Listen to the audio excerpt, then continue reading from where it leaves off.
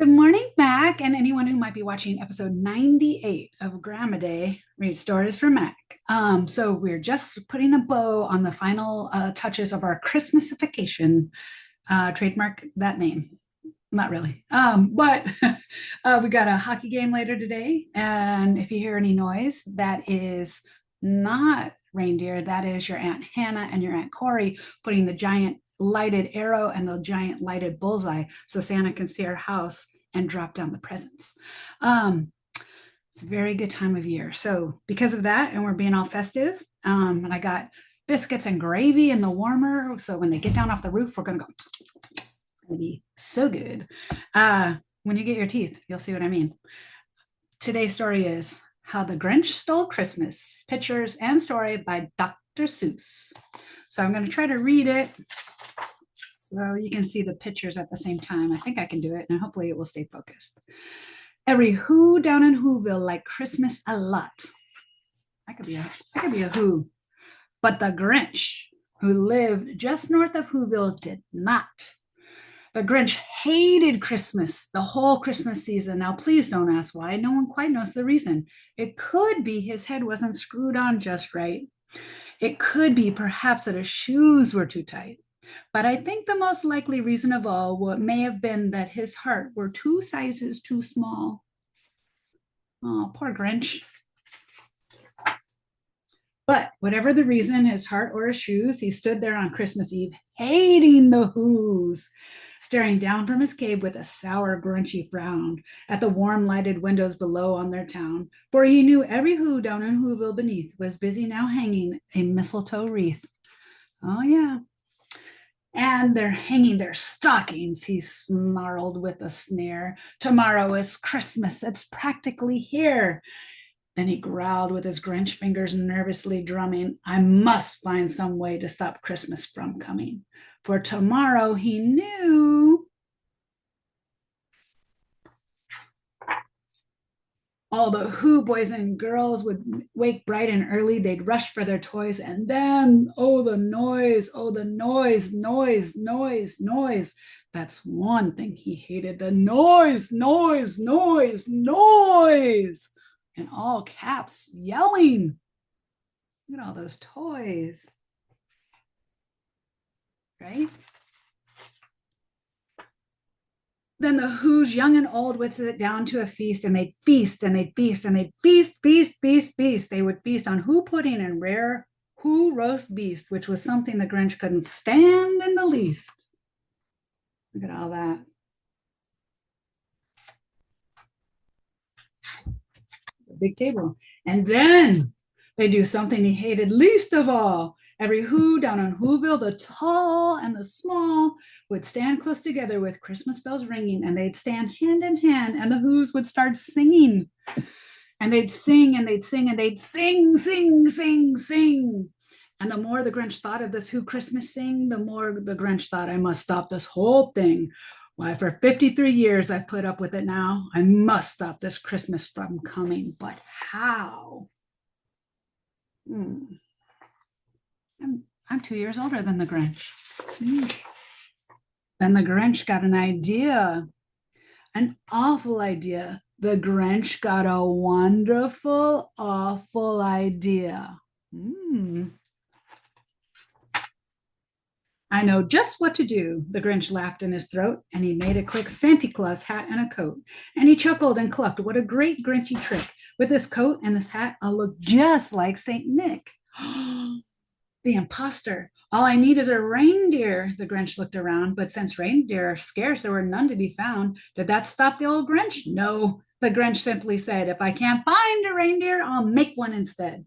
So he called his dog Max, and he took some red thread and he tied a big horn on the top of his head. Poor Max.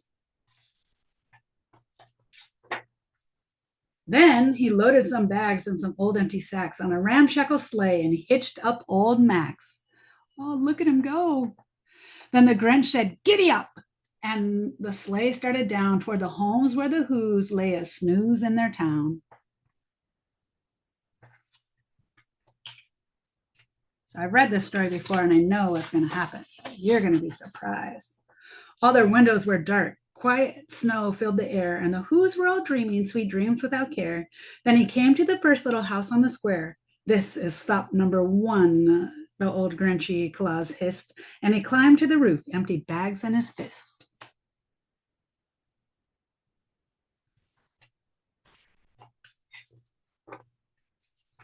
Then he slid down the chimney at rather tight pinch, but if Santa could do it, then so could the Grinch.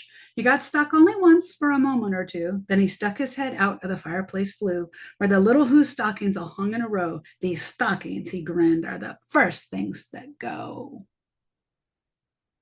Goodness gracious. Everybody's all happy, waiting for Christmas morning.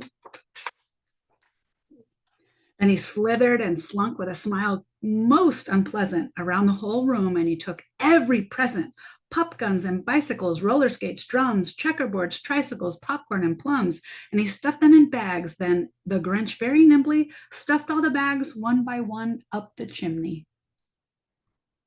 And he must have been so quiet because no one woke up. Then he slunk to the icebox. He took the Who's feast. He took the Who pudding. He took the roast beast. He cleaned out the icebox as quick as a flash. Why, that Grinch even took their last can of Who hash. Oh, no, he didn't. Man. Then he stuffed all the food up the chimney with glee. And now, grinned the Grinch, I will stuff up the tree. That's a pretty sad looking tree. It's going to take that too. And the Grinch grabbed the tree and he started to shove. When he heard the small sound like a coo of a dove, he turned around fast and he saw a small Who, little Cindy Lou who was not more than 2. The Grinch had been caught by this teeny Who daughter who'd got out of bed for a cup of cold water. She stared at the Grinch and said, "Santa Claus, why? Why are you taking our Christmas tree? Why?" Oh, busted. But you know, that old Grinch was so smart and so slick, he thought up a lie and he thought it up quick. "Why, my sweet little tot," the fake Santa Claus lied, "there's a light on this tree that won't light on one side. So I'm taking it home to my workshop, my dear. I'll fix it up there and then I'll bring it back here."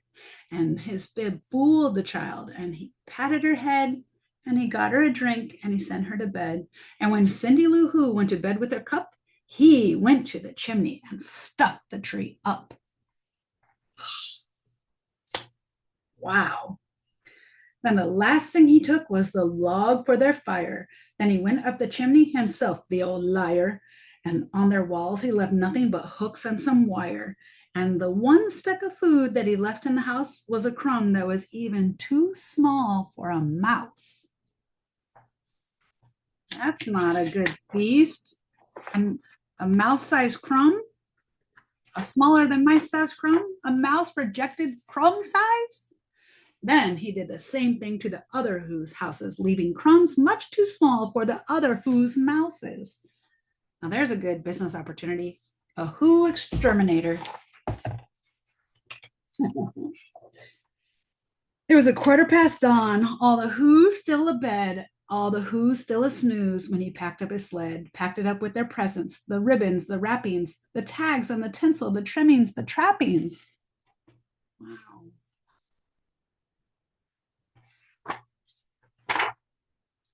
3,000 feet up the side of Mount Crumpet, he rode with his load to the tip top to dump it. Pooh-pooh to the Who's, he was grinchiously humming. They're finding out now that no Christmas is coming. They're just waking up. I know just what they'll do. Their mouths will hang open a minute or two, and the Who's down in Whoville will all cry, boo-hoo.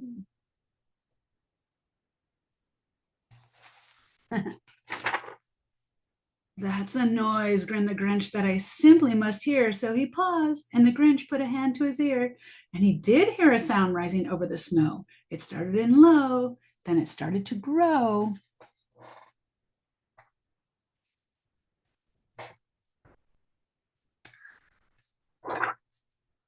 But the sound wasn't sad. Why, this sound sounded merry. It couldn't be so, but it was merry, very. He stared down at Whoville. The Grinch popped his eyes, then he shook. What he saw was a shocking surprise. Look at that. It's like every who down in Whoville, the tall and the small, was singing without any presents at all. He hadn't stopped Christmas from coming. It came somehow or another. It came just the same. They all still gathered to sing. And the Grinch, with his Grinch feet ice cold in the snow, stood puzzling and puzzling. How could this be so? It came without ribbons. It came without tags. It came without packages, boxes, or bags. And he puzzled 3 hours till his puzzler was sore. Then the Grinch thought of something he hadn't before. Maybe Christmas, he thought, doesn't come from a store. Maybe Christmas, perhaps, means a little bit more. What? And what happened then? Well, in Whoville, they say the Grinch's small heart grew 3 sizes that day. And the minute his heart didn't feel quite so tight, he whizzed with his load through the bright morning light, and he brought back the toys and the food for the feast. And he himself, the Grinch, carved the roast beast. The end. Love you. Have a great day.